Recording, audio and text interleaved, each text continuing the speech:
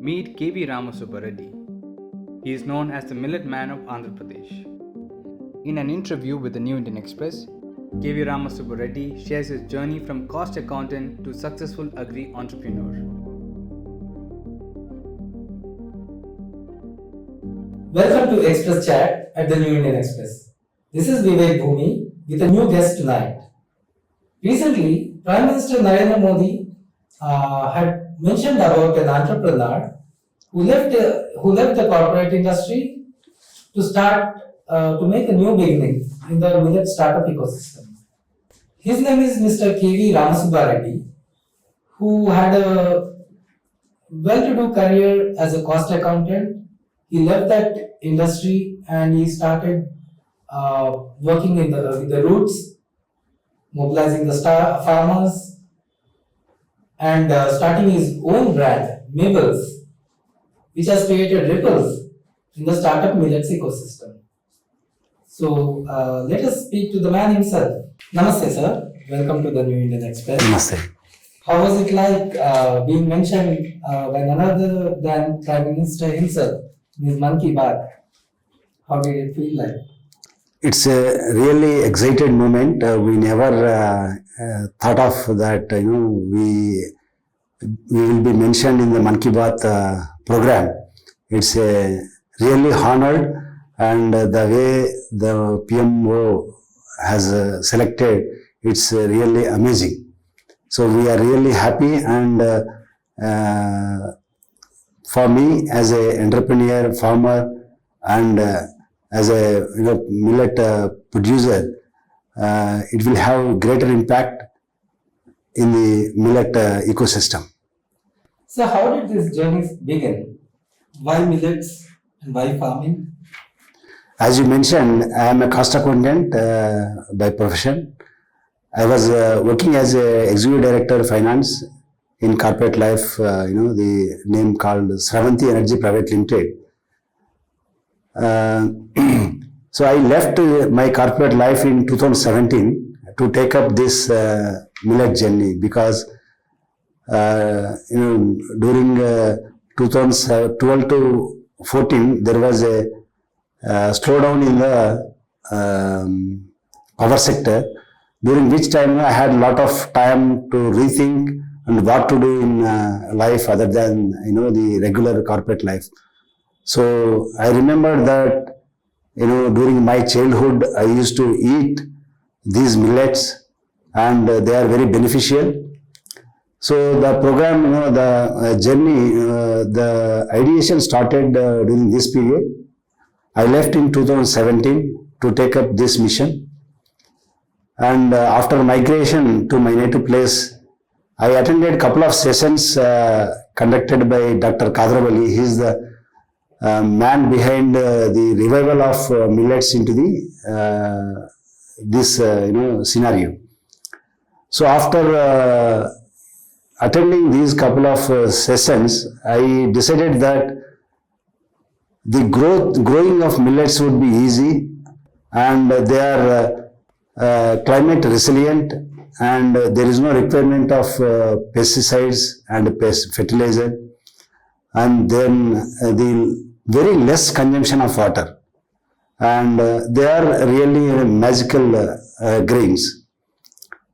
Because I grew with the millet eating in my childhood.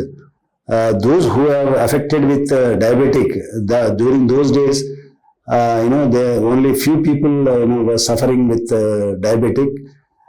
There is no, there are not access to the medicine, but they used to take the foxtail millet as food to control the diabetic. So I remember that, and they started with this journey of millets by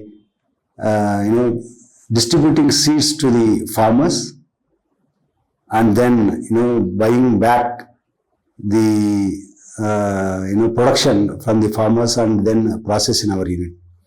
So this journey started the building of the plant in 2019, and we finished it 2020. So millets since ancient times, our ancestors have been consuming millets. So why 2023 has become the international year of the millets? Why did it take so long to go back to the basics? The Indian government has taken initiative and declared 2018 as the National Year of Millets. Since then, to popularize these millets activity has started. So the Indian government has, put up the resolution before the United Nations. The resolution has been recommended by almost 76 countries. The UN has passed the resolution to be declared 2023 as the International Year of Millet. So there is a lot of work happened, during this regime, this period of 5 years. Now the momentum has started, and the FAO, Food Agriculture Organization of UN wing, has formally launched the International Year of Millets, and now the Indian government is taking forward. So when we talk about millets, the first feedback we get from the people is that they are not so tasty like the white rice or roti, regular wheat roti. So why is that? Are people not? Why is it that people are not getting accustomed to that taste of millets?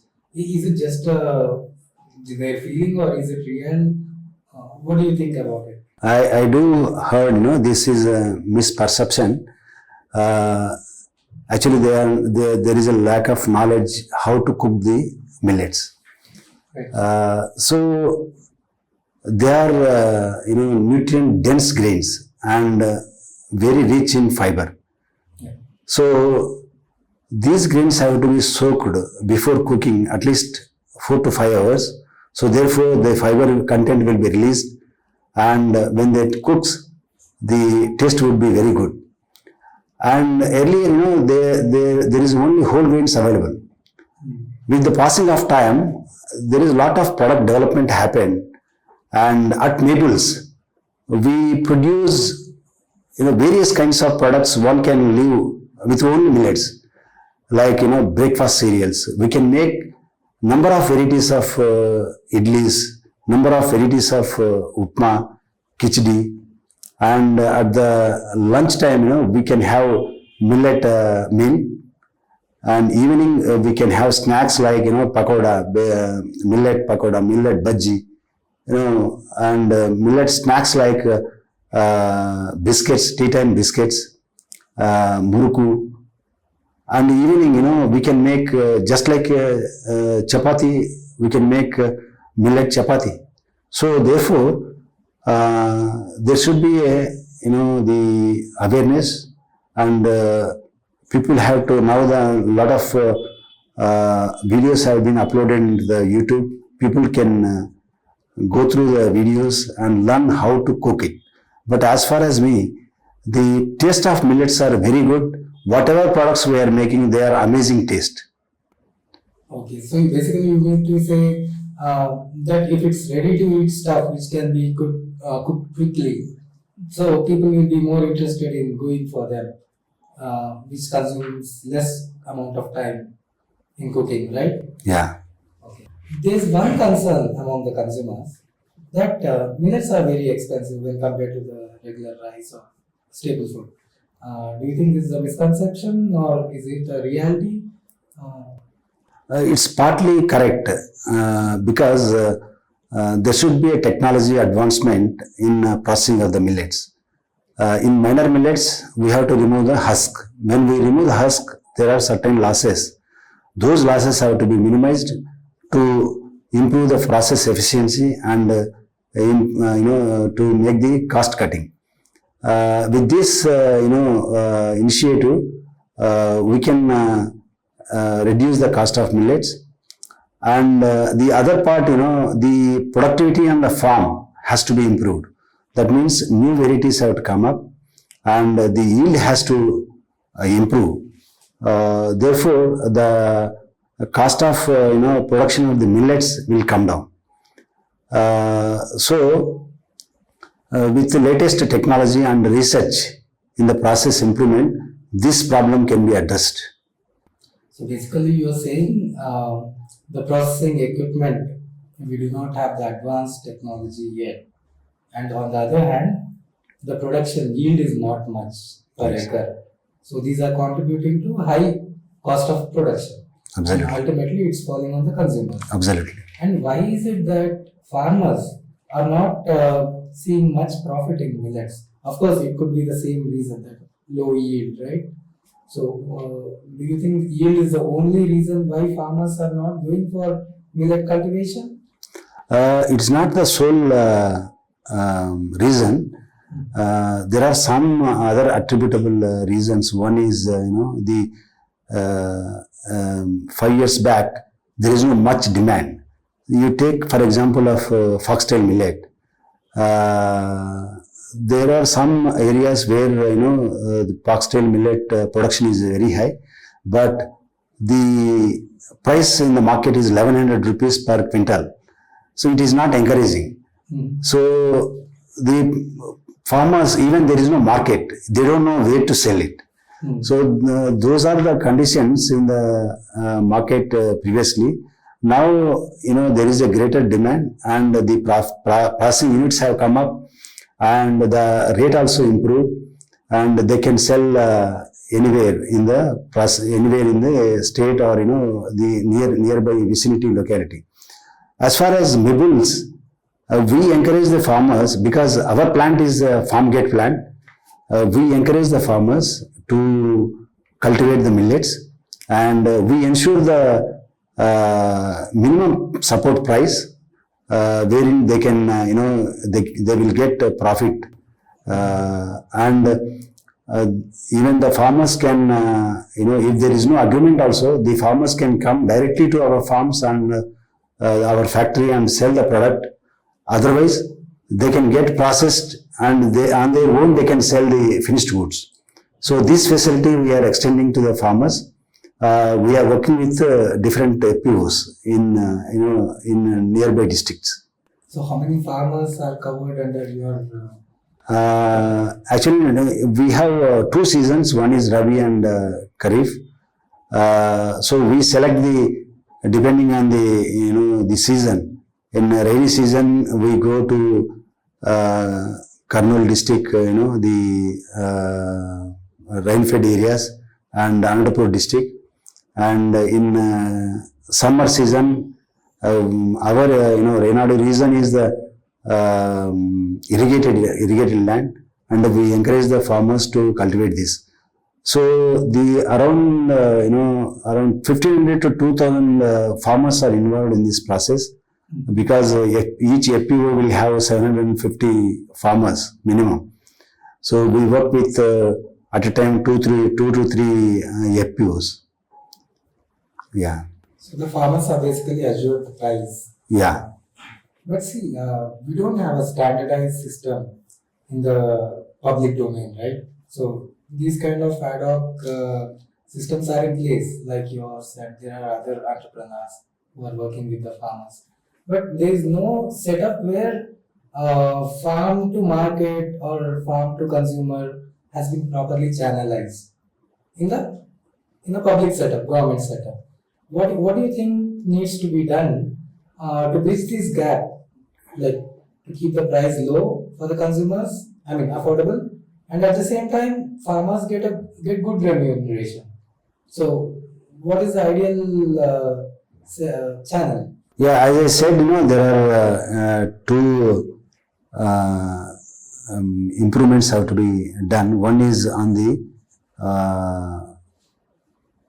bringing the more varieties of the millets.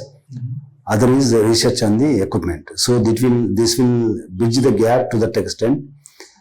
And the other aspect is that the entrepreneurs have to come up with making the agreements with the FPOs or direct with the farmers. So therefore, we can narrow down the gap wherein middlemen can be avoided, and the benefits either the processor or the farmer can be passed on.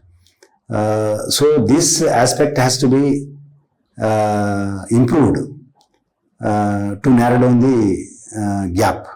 So do we have any high yielding varieties in some kind of millets, and Yeah. do we need particularly for some millets we need more varieties? What is your understanding about it? Yeah. So there is some research happened and some varieties already developed. In major millets, the Jowar variety has already improved. It is giving almost 20 to 25 quintals per acre.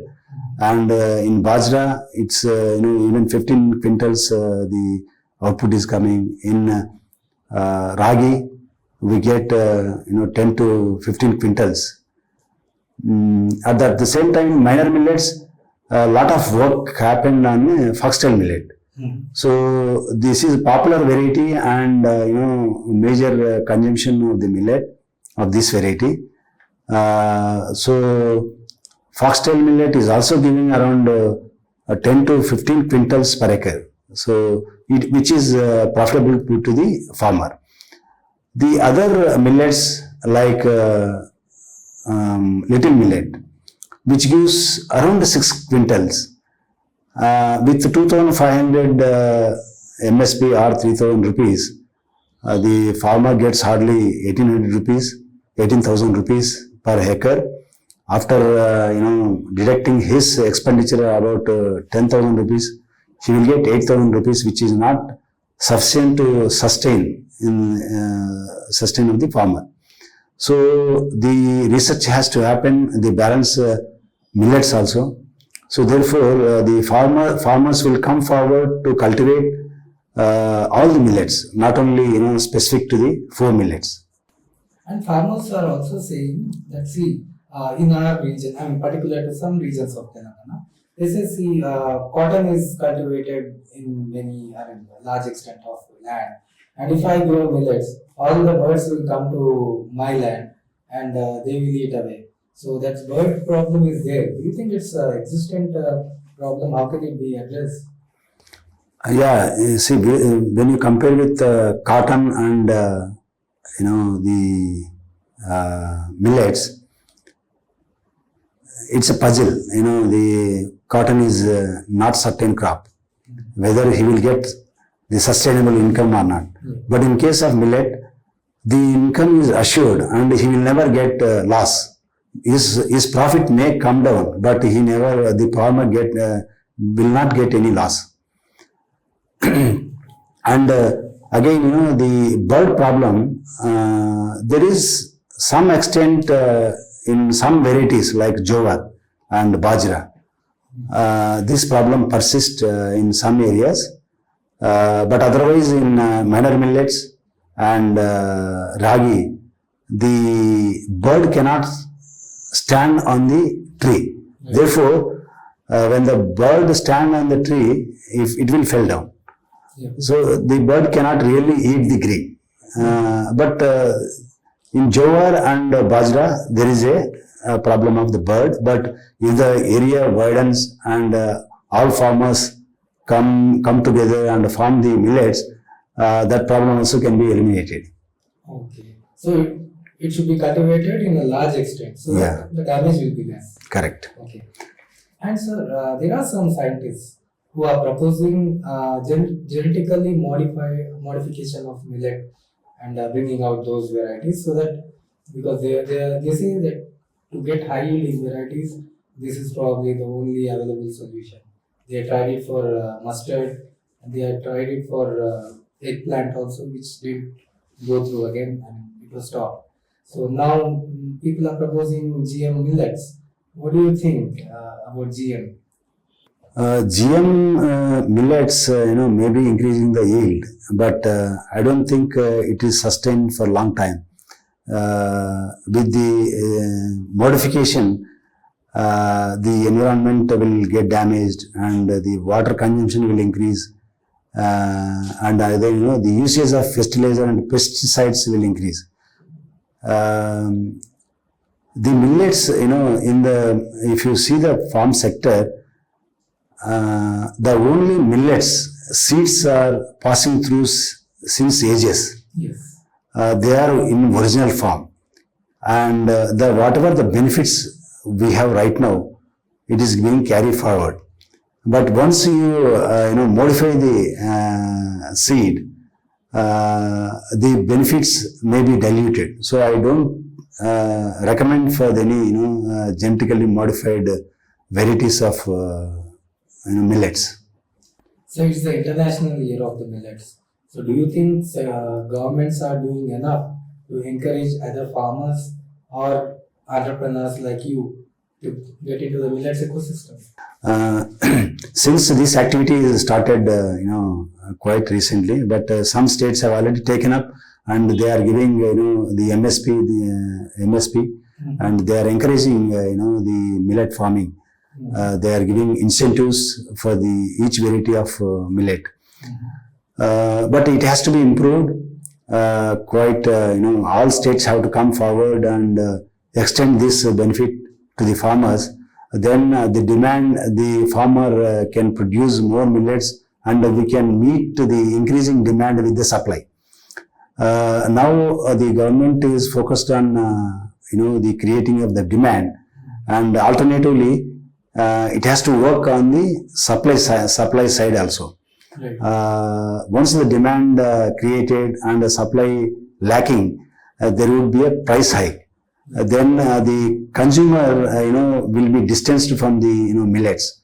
That should not happen. So in the farm sector, yes, there are still the incentives have to be increased. Okay. At the entrepreneur level, at the manufacturing level, the state governments are extending the incentives. They should be available to the entrepreneur at appropriate time, and when it is needed for the successful implementation of the entrepreneurs. So even there are certain schemes in the central level. One is that APEDA is coming up with the 40% subsidy for the equipment gap. It's a very big support for the farmers, for entrepreneurs. And NABARD has come up, for the primary processing units, they are giving around 25% of subsidy on the capital equipment. And the MSME department is giving 15% as a capital, credit linked capital subsidy on the equipment. Okay. So there are incentives for the entrepreneur, but they have to come at appropriate time to withstand in the ecosystem. Yeah. And there has been a long-standing demand to introduce millets in the public distribution system. So, do you see it happening anywhere, either in the public distribution system, canteens, anywhere? Yeah, the Karnataka has already implemented this activity, in a couple of millets like jowar and ragi. The momentum has started. Now, at least in South India, the governments are, looking forward to implement at least in major millets, because the price and the production is quite reasonable, and production also there, and they can supply at reasonably cheap, that is affordable rate. And the supply chain also can be continued. Either the jowar rava or jowar flour or ragi flour. If the government comes forward and including the PDS system, the demand will be increased, and the needy community will get benefit. The malnutrition will be arrested. There has to be a policy from the central government as well, right? There could be a policy to do this. Why only state governments have to do it? I think in the recent budget, the central government has announced a 5-year plan in millet, scenario. I think shortly the central government also will frame the policy on this distribution network. to improve the consumption in the at grassroots level. And the Indian Institute of Millets Research has been made upgraded as a center of excellence as a global hub for millets. What do you think the government could be doing or should be doing to take the full benefits out of that institute, and we all start seeing the results? Yeah. Indian Institute of Millet Research is doing a great job, and so many incubators before announcing as a center of excellence. So many entrepreneurs have been incubated in Indian Institute of Millet Research. Our brand Millets is also incubator of IMR. They are hand-holding the entrepreneur in the technology and in the market scenario. Now the responsibility of the IMR has increased, because now the world is looking at IMR. So the IMR has to be strengthened to reach to reach the expected level of the global community. So it has to be strengthened furthermore. So what are the challenges a new entrepreneur startup could face while coming into this industry? See, at Millets, we cover entire chain of millets, starting from farming to ready to eat foods. So the entrepreneurs can choose which line of activity they wanted to enter into the millets. Like they can enter in farming or the whole grains or ready to eat foods. In the intermediate sector, anywhere they can enter. But here, the challenge is that there is no improved technology readily available. So the entrepreneurs have to go through the process and learn how to make the products with millets, because millets do not contain any gluten. They are gluten free. Therefore, making the products with millets is not easy job. So with passion and commitment, they can improve the product portfolio, and they can make any product like what we are making with rice and wheat. With millets, we can make any product with little effort and the research. So in the grains per se, they are very small grains, and dehulling is a very important role. As such, some technology available. There are 2-3 processes. One is using the polisher to remove the grains. Second one is sheller. Third one is centrifugal dehulling process. So we adopt centrifugal dehulling process to make sure that they are unpolished and nutrient content to be intact with the grain to pass on the nutrient benefit to the customer. Some processors are adopting the polisher method or the shelling method.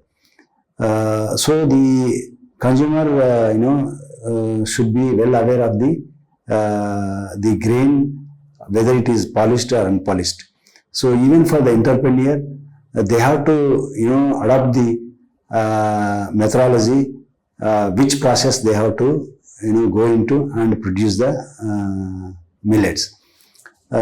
So with the small investment, entering into the grain sector, it will be quite challenging, because we have to deal with 9 grains, and the working capital requirement would be very high. Unlike rice and wheat, we have to deal with 9 varieties of millets, so we have to keep minimum inventory. So that has to be kept in mind while planning the production of millets. So the shelf life is another problem, because once you produce, or you have to, if you export the product, the shelf life plays a major role. While designing the product, we have to take into account the shelf life of the product, and packing also matters. Right.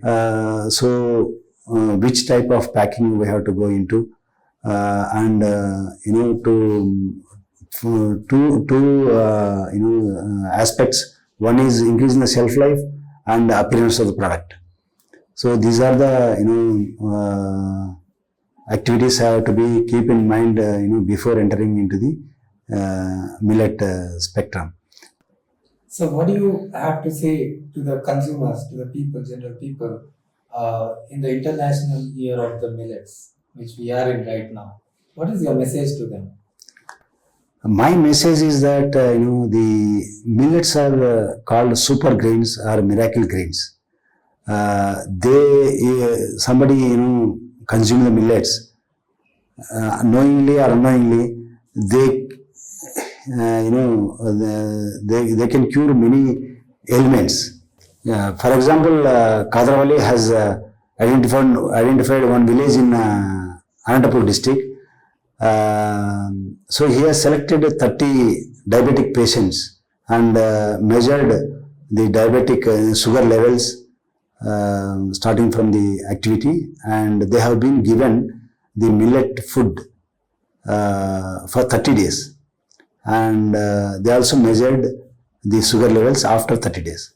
So there is a dramatic change in the sugar levels, and they have become normal, because he is the doctor. He has given millets along with some kashaya. There is a greater health benefits by consuming millets. So one can eat millets entire day or at least one meal a day to improve their lifestyle. I will tell you, how the sugar will be controlled. Since the millets has a lot of fiber, the fiber controls the blood sugar in the blood. The glucose injecting to the blood, and the energy levels will be constant throughout the 4 hours of period. So therefore, the sugar levels, apart from the BP, everything will be normalized in this process. And the other aspect is, as you mentioned earlier, the millets are expensive compared with rice and wheat. See, when rice is consumed, you need volume to fill your stomach. Otherwise, you will not be satisfied. And in case of millet, I think 1/3 of rice is enough to fill your stomach. So there you are cutting the cost almost 1/3, and your lifestyle will improve, and you will also cut on the medical expenditure. When you add all these things, the millets will be cheaper than rice and wheat. Yeah, the kind of expenditure we are incurring. Absolutely. So that was Mr. KV Rama Subba Reddy with us. He owns the brands Nibbles and Renadu. So that was his story. With video journalists Mayank Tiwari and Vinay Madapu, this is Vivek Bhumi, the New Indian Express. Thank you.